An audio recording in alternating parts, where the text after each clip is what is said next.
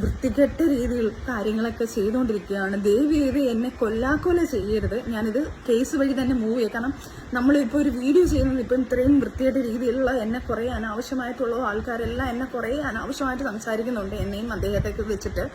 അപ്പം അതുകൊണ്ടാണ് ഞാൻ ഈ ഒരു വീഡിയോ ഇപ്പോൾ ചെയ്യുന്നത്. ഇപ്പം വീഡിയോ ചെയ്യാൻ പറ്റുന്ന ഒരു മാനസികാവസ്ഥയിലും അല്ല. കഴിഞ്ഞ ദിവസമായിരുന്നു താൻ ഗർഭിണിയാണെന്ന് വെളിപ്പെടുത്തി ഓസ്കാർ ജേതാവ് റസൂൽ പൂക്കുട്ടിക്കൊപ്പമുള്ള ഒരു ചിത്രവും ചേർത്ത് നടി സജന നൂർ ആരാധകർക്ക് മുന്നിൽ വെളിപ്പെടുത്തിയത്. ഇൻസ്റ്റാഗ്രാം പോസ്റ്റ് വളരെ പെട്ടെന്ന് വൈറലായി മാറുകയും ചെയ്തിരുന്നു. എന്നാൽ പിന്നീട് തൻ്റെ Instagram account ഹാക്കായി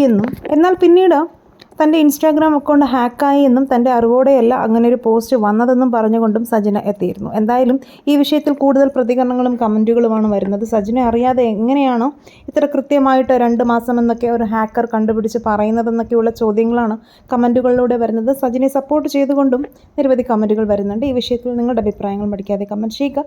video like share ചെയ്യാനും മറക്കല്ലേ ഫ്രണ്ട്സ്.